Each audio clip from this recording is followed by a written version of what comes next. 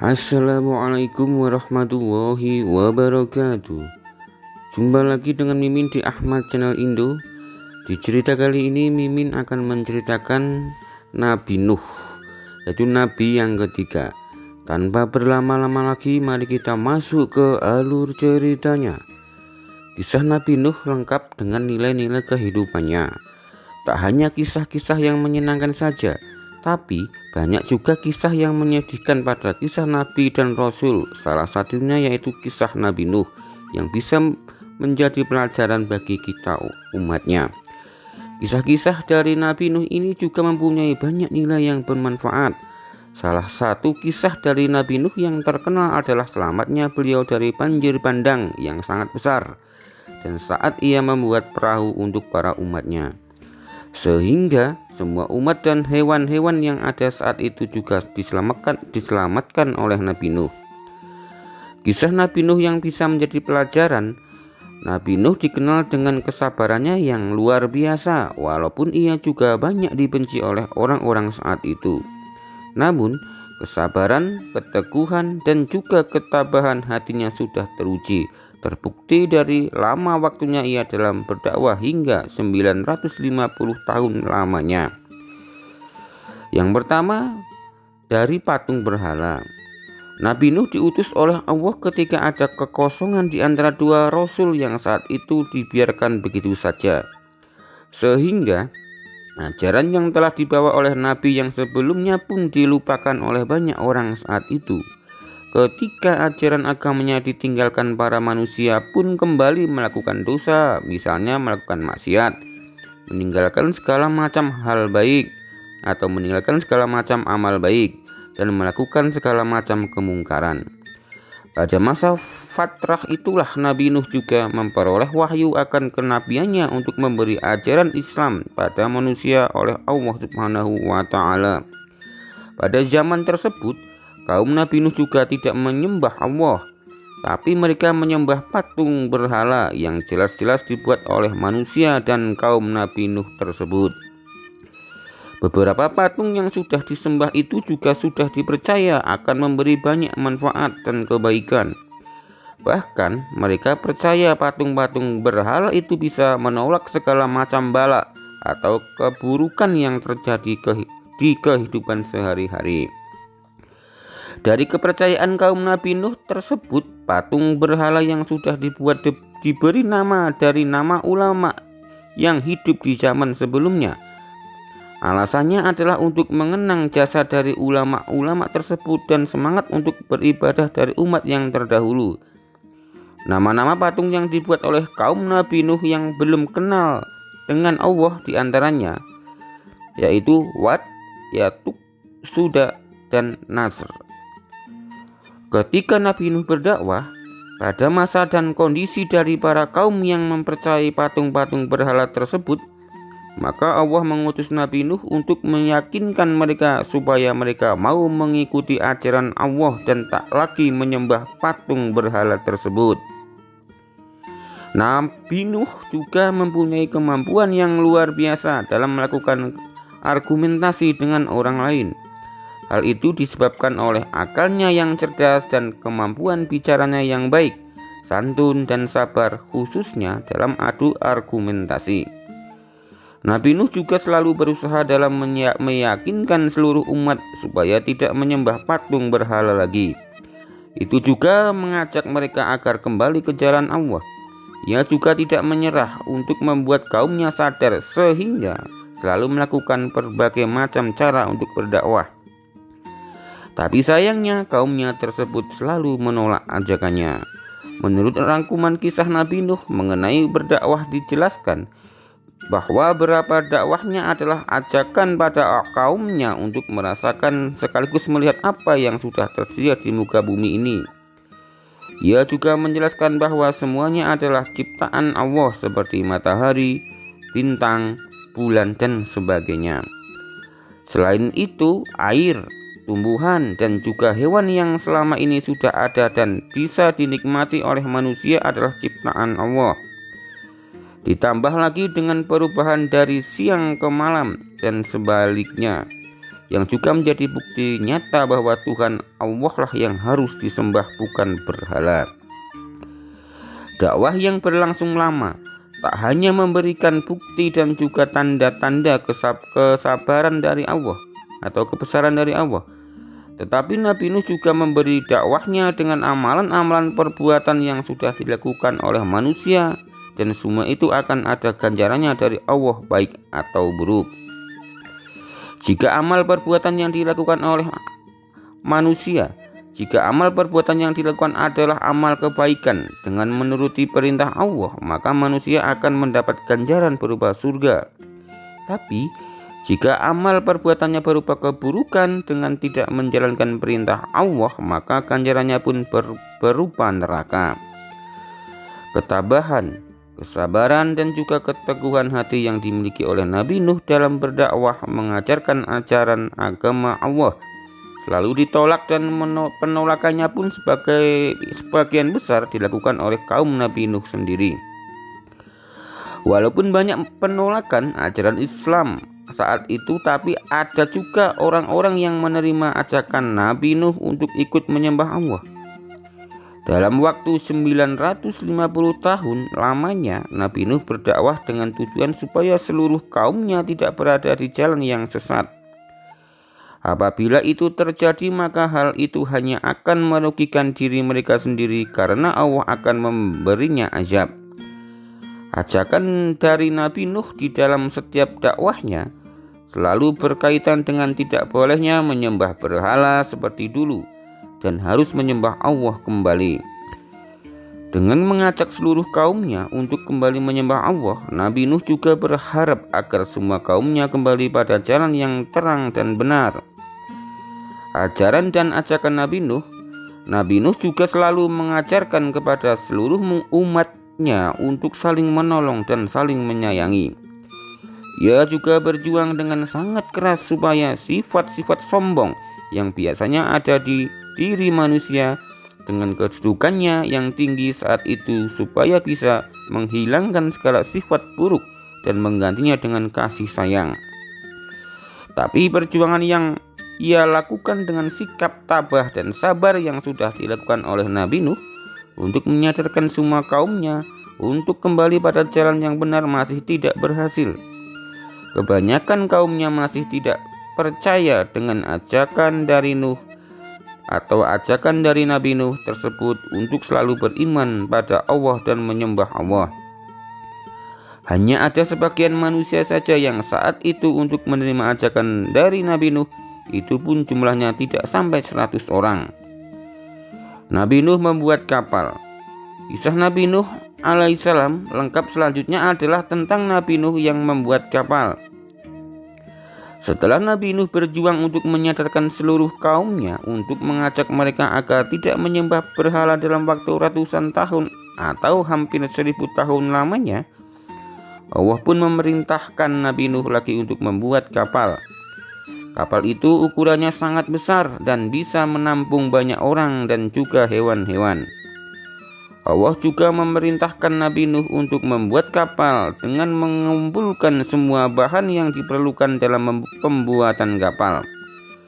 Orang-orang yang membuat kapalnya memilih tempat yang jauh dari ramainya masyarakat dan jauh dari daerah perkotaan. Mereka bersemangat sekali dalam membuat kapal tersebut, sehingga proses pembuatannya dilakukan siang dan malam untuk menyelesaikan kapal berukuran besar yang sudah diberi perintah oleh Allah Subhanahu wa Ta'ala. Alasan Nabi Nuh untuk membuat kapal jauh dari wilayah perkotaan dan keramaian adalah supaya tidak banyak orang yang tahu, dan Nabi Nuh bersama dengan orang-orang yang menerima ajakannya untuk membuat kapal, sehingga prosesnya dilakukan dengan tenang. Tapi walaupun Nabi Nuh sudah berusaha menjauh dari keramaian dan berharap tidak ada gangguan, tetap saja ada yang terlihat oleh orang yang tak mau menerima ajakannya. Mereka pun mengajak sekaligus menghina pembuatan kapal besar tersebut. Bagi kalian yang mengecek dan menghina kapal ini, akan tiba waktunya kalian diberi azab oleh Allah atas amal perbuatan yang dilakukan. banjir bandang. Walaupun Nabi Nuh dihina dan diejek oleh kaumnya, tetapi pembuatan kapal besar tetap dilakukan. Para pengikutnya pun tetap semangat dalam menyelesaikan pembuatan kapal tersebut, karena hal itu adalah perintah dari Allah Subhanahu wa Ta'ala. Kisah Nabi Nuh alaihissalam lengkap menurut Islam yang berikutnya adalah tentang banjir bandang. Ketika orang-orang menghina dan juga mengejek Nabi Nuh, saat itu Nabi sudah memberitahu mereka bahwa akan ada banjir bandang yang melanda wilayah tersebut. Banjir bandang ini bahkan sangat besar dan akan menenggelamkan semua manusia yang ada di sana. Tapi kaum kafir tetap tidak percaya dengan apa yang diucapkan oleh Nabi Nuh. Anak Nabi Nuh pun tak percaya dengan hal itu dan ia lebih memilih menjadi kaum kafir saja. Anaknya menerima bisikan dari syaitan dan juga hasutan yang berasal dari kaum kafir yang lainnya. Kapal pun akhirnya selesai dibuat oleh Nabi Nuh dan semua pengikutnya. Setelah itu Nabi menerima wahyu kembali dari Allah. Allah memerintahkan Nabi Nuh untuk bersiap-siap dan menunggu tanda-tanda perintah dari Allah. Jika sudah muncul tanda-tanda perintah itu, maka Nabi Nuh harus segera mengikuti semua kaumnya, atau Nabi Nuh harus segera mengangkut semua kaumnya dengan kapal. Bawa juga 2 pasang manusia atau hewan dari bumi, kemudian berlayarlah dengan kapal tersebut atas izinnya. Kapal Nabi Nuh. Setelah wahyu itu diterima oleh Nabi Nuh, maka Nabi pun menunggu hari di mana banjir bandang tersebut akan tiba. Dengan hujan yang turun sangat lebat, maka hal itu menjadi tanda-tanda banjir bandang akan terjadi. Sebelum banjir bandang ini terjadi, Nabi pun mengajak seluruh pengikutnya untuk langsung naik ke kapal. Sampai tiba waktunya, hujan pun turun dengan derasnya. Kemudian air menggenang wilayah daratan yang terlebih dahulu. Secara perlahan, air yang mengenai area dataran rendah naik dan meninggi, lalu menuju ke dataran yang lebih tinggi. Sampai akhirnya air pun mengenangi semua bagian daratan yang hanya orang mukminlah yang berada di kapal Nabi Nuh. Ditambah lagi dengan pasangan makhluk hidup yang ada di bumi yang juga berhasil diselamatkan dari air bah yang saat itu sudah membuat seluruh dataran tenggelam. Kapal Nabi Nuh pun mulai berlayar kembali dan berhasil melewati air bah tersebut dengan baik. Ketika sedang berlayar, terlihat orang-orang kafir yang dulu tidak mau mengikuti ajakan Nabi untuk menyelamatkan diri mereka supaya tidak terbawa oleh air bah yang lebih jauh lagi dari area tersebut. Saat Nabi Nuh sedang berlayar di bagian tengah air bah, Nabi pun melihat anaknya yang juga ikut menolaknya. Banjir bandang surut. Kan'am, nama anaknya itu, terlihat oleh Nabi timbul dan tenggelam di tengah air bah karena ia menerima azab dari Allah dari perbuatan yang dilakukannya. Banjir bandang pun menenggelamkan kaum-kaum yang zalim pada Allah, termasuk anak Nabi yang juga meninggal karena belum beriman dan tidak mengenal Allah. Nabi Nuh pun turut bersedih akan hal itu. Tiba-tiba banjir bandang pun surut. Yang awalnya memiliki air yang banyak tiba-tiba surut dengan cepatnya karena diserap langsung oleh bumi. Sesudah air bah itu surut, kapal pun ikut berhenti di Bukit Judi atau di Bukit Judi. Lalu orang mukmin dan pasangan makhluk hidup lain di dalam kapal itu turun dari sana dan mereka benar-benar selamat dari air bah. Hikmah banjir bandang dan kapal Nabi Nuh. Setelah satu hikmah kisah Nabi Nuh bisa dilihat dari hikmah terjadinya banjir bandang dan juga pembuatan kapal Nabi Nuh. Ilmuwan pun ikut meneliti banjir besar yang terjadi untuk pertama kalinya di bumi kala itu. Dari kisah tersebut, maka kita sebagai umatnya juga harus belajar bahwa musibah itu terjadi bukan hanya karena alam sedang murka, tapi karena adanya kehendak Allah dan mengingatkan manusia yang seringkali lupa karena merusak bumi dan sering bertindak dengan semena-mena. Kita juga harus belajar mengenai istilah sedia payung sebelum hujan. Memang sangat benar. Pada saat BMKG memberikan prediksi mengenai cuaca yang akan hujan atau tentang arah angin, maka bersiaplah untuk meminimalisir dampak dari hujan atau banjir yang bisa jadi semakin parah. Kemudian ketika hujan itu terjadi, berdoalah kepada Allah Subhanahu wa Ta'ala agar hujan yang turun ini membawa manfaat untuk kita semua. Hal ini juga akan menjadi pengingat untuk segala macam musibah yang terjadi di bumi dan masih menjadi ancaman. Kisah Kan'an, anak Nabi Nuh yang durhaka. Mari kita bahas juga kisah Nabi Nuh asli yang lainnya, yaitu mengenai anaknya yang durhaka dan terbawa air bah yang bernama Kan'an.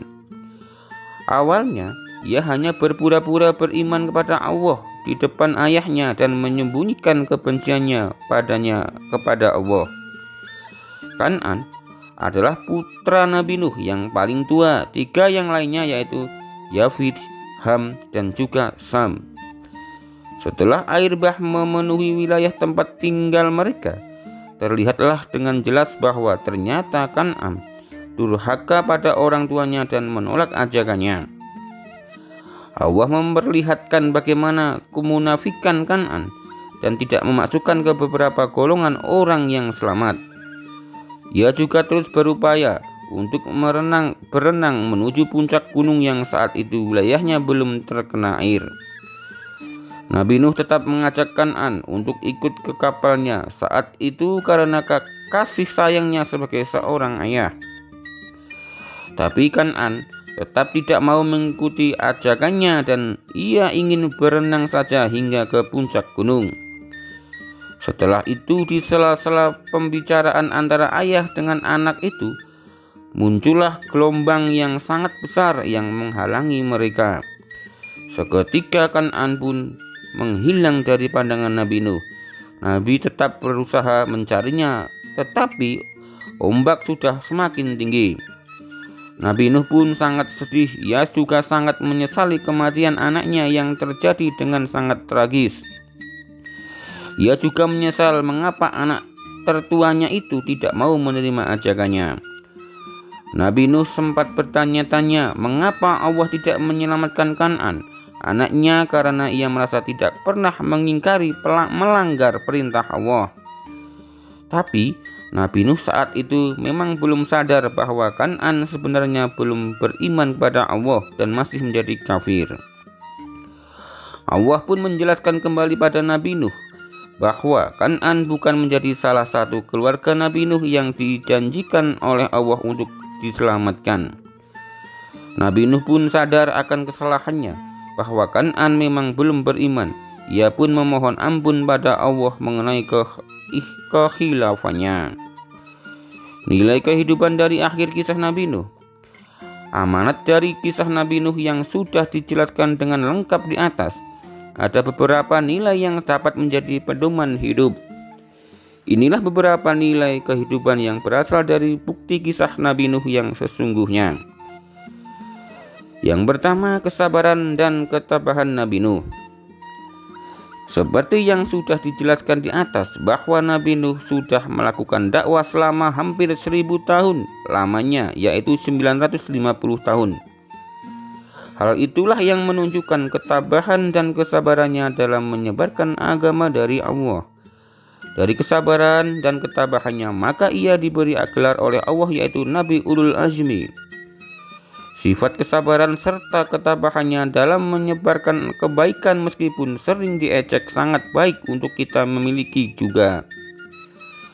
Adanya sikap sabar dan tabah ini juga akan membuat seseorang menjadi lebih kuat dalam menghadapi ujian atau cobaan dalam hidup. Yang kedua, sikap yang bijaksana. Dari ceramah kisah Nabi Nuh juga muncul sikap yang bijaksana pada Nabi Nuh yang selalu memiliki banyak pertimbangan penuh. Ia juga selalu meminta petunjuk dari Allah sebelum membuat sesuatu keputusan supaya keputusan yang diambil tepat. Keputusan itu juga sudah berada di jalan yang benar dan di jalan Allah.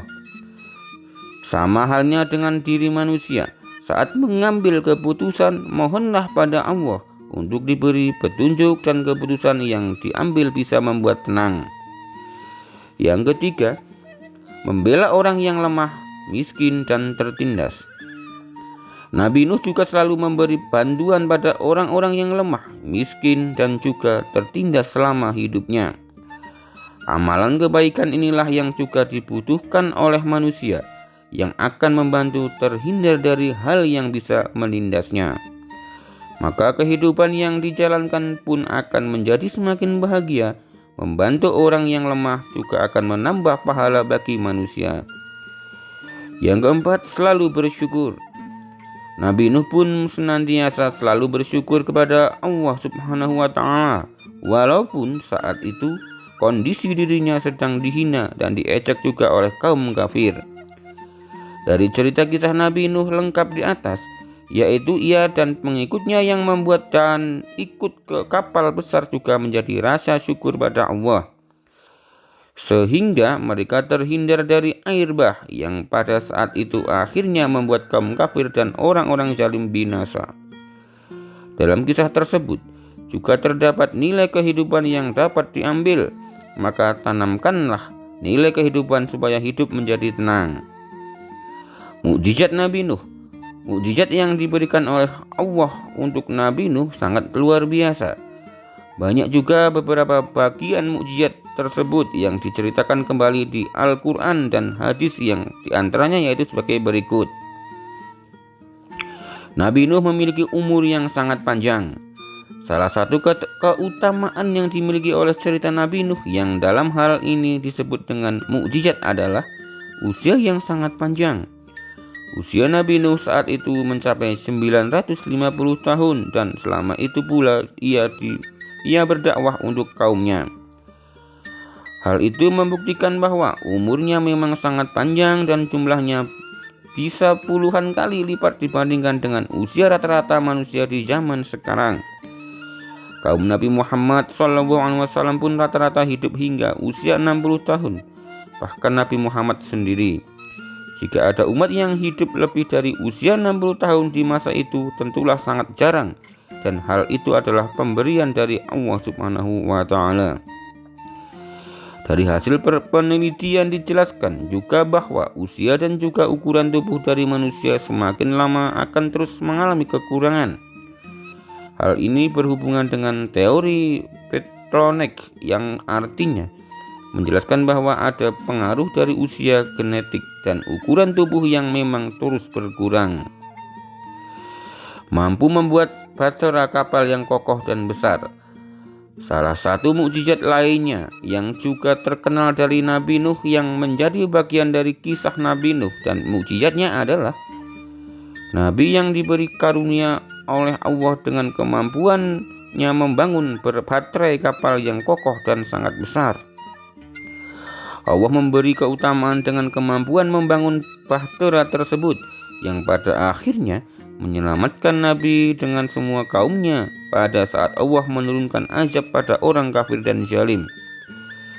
Pada sebuah naskah kuno disebutkan juga bahwa ukuran dari kapal ini mencapai panjang 300 hasta, lebar 30 hasta, dan tinggi 50 hasta. Apabila dikonversikan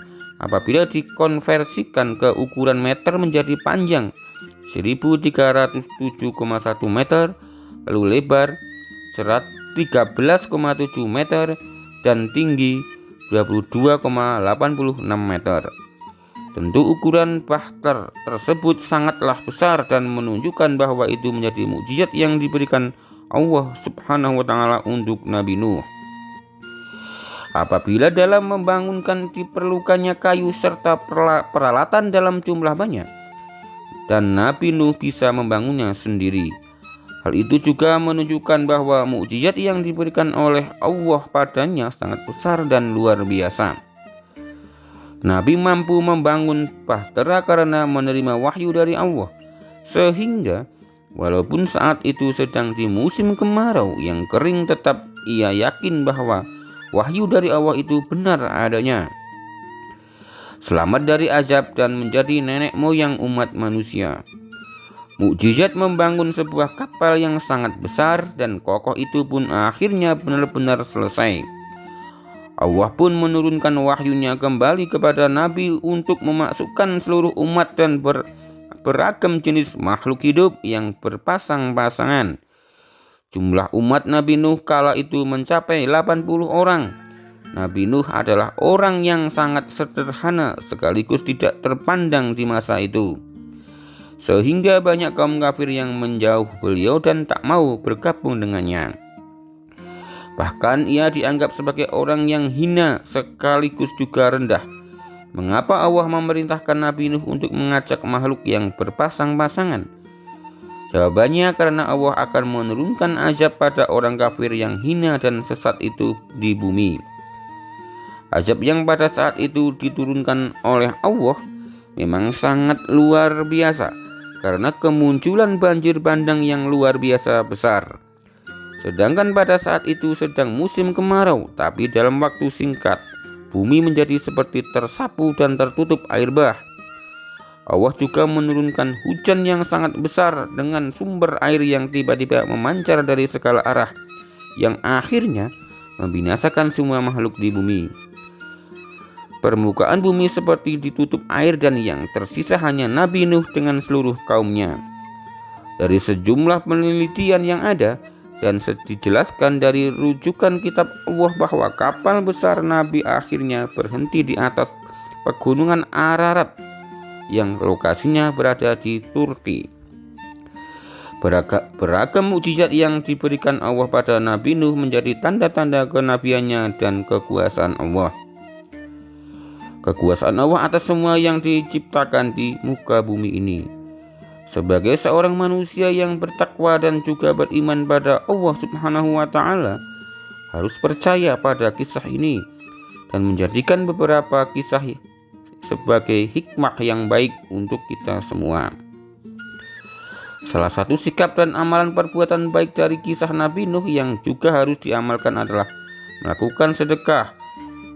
Bersedekahlah di yayasan yatim mandiri yang sudah pengalaman di bidangnya dalam menyalurkan sedekah dengan cara yang amanah. Kisah Nabi Nuh alaihissalam sudah dijelaskan dalam Al-Quran surat Al-Ankabut ayat 14, yang artinya, dan sesungguhnya kami telah mengutus Nuh kepada kaumnya, maka ia tinggal di antara mereka 1000 tahun kurang 50 tahun, maka mereka ditimpa banjir besar dan mereka adalah orang-orang yang zalim. Sedangkan kaum Nabi Nuh alaihissalam yang saat itu menolak ajakan Nabi Nuh juga sudah disebutkan di dalam Al-Quran.